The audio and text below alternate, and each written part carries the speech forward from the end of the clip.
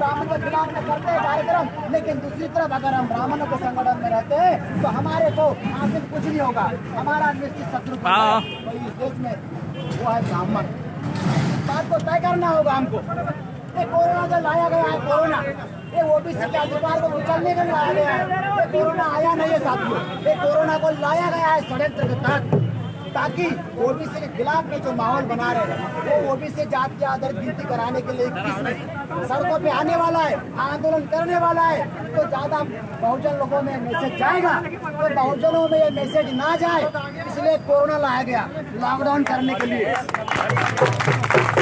जैसे ही लॉकडाउन करेंगे तो हजारों की संख्या में जो ओबीसी सड़कों पे आने वाला है और लॉकडाउन की वजह से सड़कों पे नहीं आ सकेगा।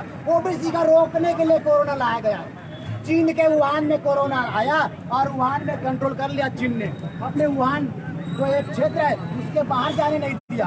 और हमारे देश में जनवरी में पहला केस आया केरल में, और एक केस को क्वारंटाइन नहीं किया कि सरकार ने, ब्राह्मण सरकार ने सारे देश में फैला दिया। और आज lockdown lockdown lockdown corona corona के नाम से कोई आंदोलन नहीं हो रहा। जो कोरोना जो लाया गया है ओबीसी के आंदोलन को, ओबीसी को खत्म करने के लिए,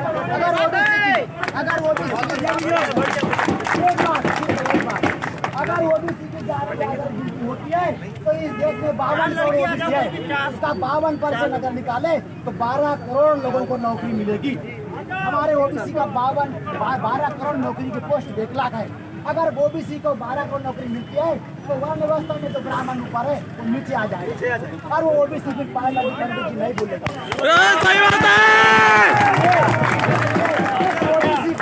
इस ओबीसी को बर्बाद करने के लिए, हमेशा चापलूसी करने के लिए, इस ओबीसी को हमेशा वर्ण व्यवस्था में सूत्र बनाकर रखने के लिए, वंचित बनाए रखने के लिए, गुलाम बनाए रखने के लिए समय समय पर ब्राह्मण करते रहते। 2011 में ओबीसी की जाति आदर गिनती कराने के लिए हम लोगों ने आंदोलन चलाया तो अन्ना हजारे रामदेव को रामलीला मैदान में बिठा दिया। हमारा ओबीसी का आदमी बोलता था कि अभी अन्ना हजारे बुढ़ा है, वो मर जाएगा, जन लोकपाल को पास कराना है, आप बताओ। अभी साथियों, अन्ना हजारे रामदेव का जो आंदोलन जन लोकपाल बिल का नहीं था, ओबीसी की जाति आदर मुद्दा को कुचलने का आंदोलन था। बिल्कुल सही बात। जब ओबीसी अपने अधिकार के लिए आया 1992 को जब ये हुआ तो ओबीसी षड्यंत्र ना करे करके 6 दिसंबर 1992 को बाबरी मस्जिद गिरा दी गई। तो ओबीसी को मंडल कमीशन के लिए सड़कों पे आना था, वो ओबीसी कमांडल लेके आगे चले गया। हमेशा ओबीसी के साथ षड्यंत्र हुआ। मैं ओबीसी महासभा का शुक्रगुजार हूँ। मैं ओबीसी महासभा को धन्यवाद अदा करता हूँ कि उसने इस माध्यम से इस समाज को जगाने का बीड़ा उठाया है। ओबीसी महासभा जिंदाबाद जिंदाबाद। और ओबीसी के प्रदेश अध्यक्ष भाई महेंद्र लोधी और यहाँ का जो नेतृत्व कर रहे भाई सौरभ लोधी का भी मैं धन्यवाद अदा करता हूँ कि समय समय पर आप ओबीसी के लोगों को ओबीसी महासभा, राष्ट्रीय पिछड़ा वर्ग मोर्चा के माध्यम से जगा रहे हैं। जागृति आएगी। ओबीसी सोया हुआ शेर है, बस जागने की देर है। जाग गया, सड़कों पे आना है बस। संविधान ने हमको अधिकार दिया है, डॉक्टर बाबा साहब अम्बेडकर ने हमको अधिकार दिया है। ये अधिकार हम लेकर आएंगे, ये अधिकार है हमारा, कॉन्स्टिट्यूशनल राइट अधिकार है। बाबा साहब ने हमको दिया है, डॉक्टर बाबा साहब अम्बेडकर ने 340 में जो हमको अधिकार दिया है, वो अधिकार हमारा मौलिक अधिकार है, फंडामेंटल राइट्स है, कोई भीख नहीं है। और ये अधिकार हम लेकर आएंगे। मैं इतनी बात करके सारे लोगों का धन्यवाद करता हूँ। सारे लोगों ने साथ दिया, आगे भी लड़ाई जारी रहेगी और इस धरना प्रदर्शन के माध्यम से जितनी मांगे कलेक्टर साहब को हम देंगे राष्ट्रपति के नाम से, और हमारी मांग पूरी होना चाहिए। वो सब डिमांड नहीं करना चाहिए, हमको कमांड करना चाहिए, लेकिन डिमांड करने की आदत बना दी हमारी। हमको डिमांड करने की आदत बना दी, हमको कमांड करना चाहिए। अब कमांड करेंगे हम लोग। इतना कहकर मैं आप लोगों से हिस्सा लेता हूँ। जय मूल्यवासी, जय अवंती, जय। आज ये ओबीसी महासभा का जो कार्यक्रम है, आज इसमें मुझे बोलने का अवसर मिला। मैं आप लोगों को धन्यवाद करता हूँ। और ये देश में आज़ादी के बाद पहली बार ऐसा हुआ कि ओबीसी आज रोड पे खड़ा हुआ है। क्यों खड़ा हुआ है ये आप सब अच्छी से जानते हैं। सबने लिखा है जिसकी जितनी संख्या भारी उसकी उतनी हिस्सेदारी। तो साथियों, आज हमारा हिस्सेदारी लेने का वक्त आ गया है, क्योंकि हमारे युवाओं को ये बात समझना पड़ेगा कि इस देश के अंदर में जो ओबीसी का जो दुआन हो रहा है वो किनके द्वारा हो रहा है। क्योंकि आज तक हम लोग ने नहीं समझ पाए, इसलिए हम अपने दुश्मनों का साथ देते चले आए। लेकिन आज ये चिंगारी हवा देने लगी है, आज ये देश भर में इसकी आग निकलने वाली है। और ये आरक्षण ओबीसी का 27% नहीं 52% हम लेके रहेंगे। 52% छोड़ो, इसके बाद हम ये देश की जनगणना कराना चाहते हैं। देश में अगर जाति जनगणना होगी 2011 में इसकी घोषणा हो चुकी थी, और 2011 में घोषणा होने के बाद भी यह ओबीसी जनगणना नहीं हो पाई। क्यों नहीं हो पाई? क्योंकि उनको पता था अगर ओबीसी जनगणना होगी तो इस देश के ओबीसी को पता लगेगा कि हमारी औकात क्या है। ओबीसी आज ये हमारे भाई लोग पकौड़ा की दुकान लगा रहे हैं, वो लोग चाहते हैं हमारा दुश्मन कि आप पकौड़ा लगाएं, आप भजिया लगाएं, आप बर्तन मालें, आप झाड़ू लगाएं, आप खेती करें, किसानी करें।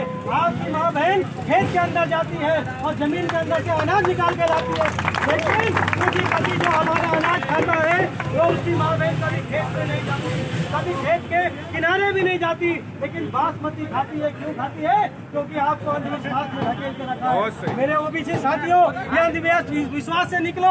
और बाबा साहब ने बोला था, अगर बाबा साहब ने बोला कि गुलामों को गुलामी का एहसास करा दो, गुलामों को गुलामी का एहसास करा दो, वो अपनी जंजीर खुद तोड़ देगा। मेरे मित्रों, शिक्षा वो शेरनी का दूध है जो पिएगा वो घुराएगा।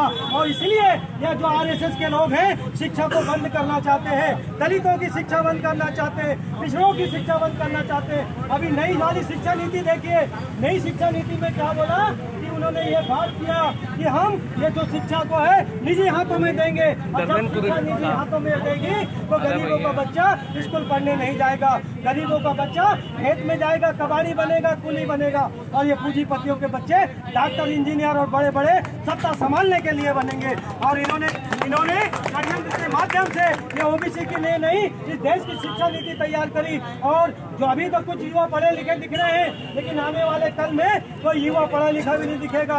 आज देखिए देश की जो कंडीशन है, जो भी आज स्कूल में बच्चा जो है, सरकारी स्कूल में बच्चा स्कूल पढ़ता है, तो उसके स्कूल के अंदर देखिए वो बच्चा 5वीं क्लास पढ़ा लिखा भी होगा सरकारी स्कूल का, तो उसको अपना नाम अच्छे से लिखने नहीं आता। और सेंट मेरी थोम जेजब वाला बच्चा पहली क्लास का, वो अपने बाप का नाम नहीं अपनी खानदान का नाम लिख सकता है। तो किसका बच्चा पीछे गया? ओबीसी का गया, आदिवासी का गया, दलित का गया। और ये दलितों को हजारों सालों से शिक्षा का अधिकार नहीं था, शूद्रों को शिक्षा का अधिकार नहीं था। लेकिन मैं धन्य मानता हूँ डॉक्टर बाबा साहब आम्बेडकर को, जिन्होंने सबके लिए समान अवसर तैयार किए, समान शिक्षा अधिकार दिए। और उस शिक्षा अधिकार को जब हमने पाया तो हमारे बीच में भी डॉक्टर पैदा हुए, इंजीनियर पैदा हुए, और बड़े बड़े पढ़े लिखे लोग पैदा हुए। आज कलेक्टर भी हमारे ओबीसी में आता है, दलितों में आता है। लेकिन पहले क्या होता था आप देख लीजिए, पहले ये होता था कि जैसे मैं चमार जाति का आदमी हूँ तो चमार इस देश में जूता बनाने का काम करेगा, इस देश के अंदर लुहार लोहा पीटने का काम करेगा। इस देश में जाति आधारित काम हुआ करते थे। ये लोग जो बोलते हैं आज कि आरक्षण को बंद होना चाहिए, जाति आरक्षण नहीं होना चाहिए, जाति आरक्षण हजारों साल से चला गया है। तभी तो चमार का बेटा जूता बनाता है और लुहार का बेटा लोहा पीटता है, सोने का बेटा सोना पीटता है। इस कारण से पीटता है क्योंकि वो उसके आरक्षण में दे दिया गया था। इस देश में ये हम बालाघाट जिले में है, और बालाघाट जिले में आप देखिए ये मेन रोड के अंदर में जितनी दुकान है, जितनी दुकान में है क्या एक भी ओबीसी की दुकान है? कोई बोलेगा यहाँ पे एक भी ओबीसी की दुकान है? वो आरक्षण है, वो पूंजीपतियों का आरक्षण है, वो ब्राह्मण बनियों का आरक्षण है। इसलिए सारी की सारी दुकान यहाँ पे बनियों की है, जैनों की है, ब्राह्मणों की है। यहाँ लोधी बाहुल क्षेत्र है, बालाघाट पवार बाहुल क्षेत्र है, उसके बाद भी एक भी लोधी की दुकान वहाँ नहीं मिलेगी। लोधी की तो छोड़ो, पवार की नहीं मिलेगी, वहाँ जवान को दूर नहीं पाएंगे। तो साथियों ये स्वाघोषित आरक्षण था, और स्वाघोषित उन्होंने आरक्षण अपने पास रखा। और जब बाबा साहब आम्बेडकर ने इस देश में सबको समानता का अधिकार दिया, पढ़ने का अधिकार दिया, तो हम भी छोटी मोटी दुकान लेके बैठ रहे हैं, हम भी डॉक्टर बन रहे हैं, कलेक्टर बन रहे हैं, इंजीनियर बन रहे हैं। तो हजारों सालों से जिन्होंने आरक्षण अपने पास रखा था उन लोगों को तकलीफ हुई। ये चमार का बेटा कलेक्टर कैसे बन गया, ये महार का बेटा कलेक्टर कैसे बन गया, ये नेता कैसे बन गया। तो इनको वापस बुलाने के लिए ये लोगों ने आरक्षण बंद करने का काम किया, शिक्षा नीति में बदलाव करने का काम किया। मैं आप लोगों से युवा से निवेदन करता हूँ कि आप लोग अभी लोग जो लोग आंदोलन कर रहे थे, ये आंदोलन हमारा सही दिशा में वो अभी खत्म होना ना। युवाओं को पता होना चाहिए कि हमारे पीछे किस टाइप का षड्यंत्र चल रहा है। मैं आपको एक छोटी सी बात बताना चाहता हूँ साथियों, अभी बरसात का मौसम चल रहा है, पतंगे निकलते हैं, आप शाम को देखिए ऐसे पतंगे धनाधन निकलते हैं बिल्कुल एकदम, और थोड़ी देर के बाद में वो लाइट में जल के मर जाते हैं। हम लोगों को ये लाइट में जलने पे मरने का काम नहीं करना है, वैचारिक क्रांति लाना है, और वैचारिक क्रांति लाएंगे तो परिवर्तन आएगा। ये ढोल बाजे बजाने से क्रांति नहीं आने वाली है। आज तक हमारा विरोधी चाहता है कि तुम लोग ढोल बजाओ, अंधविश्वास सर पे लेके ढो, और आपको उसके हाथ में कुछ नहीं आया, लेकिन आया तो शिक्षा के कारण आया। इस बदलाव को आपको सोचना पड़ेगा। मेरे युवा साथियों, मेरी बहनों, आप लोग इस बात पर विचार करिए कि इस देश के अंदर में आज सावित्रीबाई फुले का, आज मैं शिक्षक दिवस के ऊपर में मैं सावित्रीबाई फुले को नमन करता हूँ कि देश की पहली महिला शिक्षक सावित्रीबाई फुले थी, लेकिन इस देश के बेईमानों ने सावित्रीबाई फुले का इतिहास नहीं बताया, जिसके कारण क्या हुआ आप जानते हैं कि वो जो आज जो शिक्षक दिवस जिनके नाम के बनाया जा रहा है, जबकि सावित्रीबाई पहली महिला शिक्षिका थी, उनके नाम से बनाना था। हमको नहीं तो एससी को किसी को भी पढ़ने का अधिकार नहीं मिला था। पढ़ने का अधिकार मिला तो माता सावित्रीबाई फुले के कारण मिला, नहीं तो हमारी माँ बहनें हम लोग जाके गोबर फेंकती और जाके रोटी बनाने का काम करती। लेकिन हमारी बहनें आज पढ़ी लिखी, किसके बदौलत पढ़ी लिखी? माता सावित्रीबाई फुले के कारण पढ़ी लिखी, और मैं ऐसी माता सावित्रीबाई फुले को नमन करता हूँ, अभिवादन करता हूँ, और उनका वो करता हूँ मैं। इसलिए मैं आपसे निवेदन करता हूँ कि अपने बहुजन महापुरुषों के बारे में जानिए। आपके बहुजन महापुरुषों के बारे में जानोगे तभी आपको पता चलेगा कि उन्होंने देश के लिए क्या क्या किया। उन्होंने देश के लिए सर्वोच्च बलिदान दे दिया। डॉक्टर बाबा साहब आम्बेडकर ने अपने देश के लोगों के लिए सारा बलिदान दिया। उन्होंने बोला काका कालेलकर की जो रिपोर्ट हम बोलते हैं लागू करने की बात करते हैं, तो काका कालेलकर की रिपोर्ट कैसे लागू होगी? डॉक्टर बाबा साहब आम्बेडकर उस समय कांग्रेस के समय में कानून मंत्री थे, और उन्होंने ओबीसी का आरक्षण टेबल पे रखा, लेकिन वो टेबल पे आरक्षण को उतर फेल कर दिया गया। उन्होंने बोला इसको दुरुस्त करके लाओ। उनको पता था कि अगर 52% ओबीसी को आरक्षण दे देंगे तो क्या होने वाला है, 52% लोग ओबीसी के लोकसभा में जाएंगे, और लोकसभा में जब भी ओबीसी का 52% जाता, अगर लागू हो जाता, तो क्या होता? आज 52% सांसद आपके होते, और इस देश का आने वाला सारा प्राइम मिनिस्टर हो, राष्ट्रपति हो, प्रधान और किसी भी प्रकार का हो। जय भीम, जय भीम, जय भीम, जय भीम, जय किसान। उन्होंने षड्यंत्र के माध्यम से उन्होंने बोला इसको दुरुस्त करके लाओ, और बहुत दुरुस्त करने के लिए बाबा साहब ने उस दिन इस्तीफा दे दिए। इस्तीफा इसलिए दिए कि ओबीसी का आरक्षण लागू नहीं किया गया। 15% एससी का आरक्षण लागू किया गया, 7.5% एसटी का लागू कर किया गया, लेकिन 52% को छोड़ दिया गया। अगर 52% लागू होता तो आज देश में प्राइम मिनिस्टर, प्रधानमंत्री ओबीसी का बनता। किसी के आगे हमको भीख मांगने की आवश्यकता नहीं होगी। लेकिन आज हम लोग भीख मांगने का काम कर रहे हैं कि हमारा राशन कार्ड बन जाए, गरीबी रेखा का कार्ड बन जाए, शिक्षा दे दो, नौकरी दे दो। अरे जिस दिन आप देने वाले तो बनोगे, उस दिन भीख मांगने का काम हमको नहीं करना पड़ेगा। इसलिए ओबीसी जागो, देने वाले बनो, भीख मांगने वाले नहीं बनो। आपके पास वोट की ताकत है, वोट की ताकत से दुश्मनों का नामो निशान आप मिटा सकते हो। नहीं तो इस देश का संविधान खतरे पे है। अगर इस देश के संविधान को आपको बचाना है, अगर इस देश के संविधान को नहीं बचाएंगे तो हमारा दुश्मन चाहता है कि देश का संविधान खत्म हो जाए और देश के एससी, एसटी, ओबीसी, माइनॉरिटी जहां से निकले थे वापस वहीं पे आ जाए।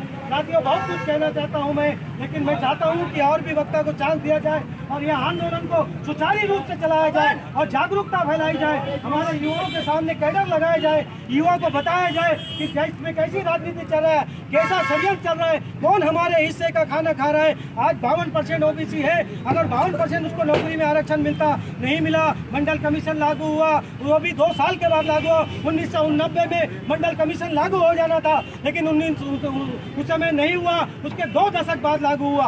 अगर वो समय पे लागू होता तो आज हमारे बहुत सारे युवा और आगे बढ़ते। लेकिन उसके बाद मैं एक बताना चाहता हूँ कि जब भी आरक्षण की बात आती है, कोई भी आरक्षण की बात आती है, चाहे एससी का हो, एसटी का हो, ओबीसी का हो, तो आपका विरोध कौन करता है? ये आप निकालिए। क्या आपका विरोध मुसलमान करता है? क्या आपका विरोध दलित करता है? क्या आपका विरोध आदिवासी करता है? कौन आपका विरोध करता है? किसने याचिका लगाई? जरा देखिए, ये नाम दिख रहा है, किसने याचिका लगाई? उठा के दिखाओ, नाम दिखाओ। इधर ओबीसी महासभा जिंदाबाद, जिंदाबाद। ओबीसी महासभा जिंदाबाद, जिंदाबाद। जय ओबीसी, जय किसान, जय भीम, जय किसान। मैं आपसे बताना चाहता हूं कि इस देश के अंदर 50% आरक्षण सुरक्षित रखा गया। 50% आरक्षण सुरक्षित क्यों रखा गया, किसके पास दिया गया, उसमें कौन बैठा हुआ है, इसको आपको सोचना पड़ेगा। और 50% सुरक्षित होने के बाद भी 5% जनरलों को आरक्षण दिया गया, कानून ला के दिया गया। लेकिन जब कानून लाया गया, आरक्षण दिया गया तो तुरंत लागू हो गया, किसी को कोई रोक टोक नहीं हुई। किसी भी ओबीसी के भाई ने, किसी दलित भाई ने, किसी आदिवासी भाई ने और किसी मुसलमान भाई ने आपत्ति नहीं लगाई। लगाई तो इन लोगों ने लगाई किसके, ओबीसी के। तुम लोगों के आरक्षण में ये बार बार आपत्ति लगाते, आप लोग कभी इनके आरक्षण में आपत्ति नहीं लगाते। तो मेरे मित्रों, हम चाहते हैं जियो और जीने दो का नारा चाहते हैं कि आप भी खाओ, बराबर संख्या के आधार पे हमको आरक्षण मिलना चाहिए। जिसकी जितनी हिस्सेदारी है उसकी उतनी संख्या भारी है, उसकी हिस्सेदारी मिलना चाहिए।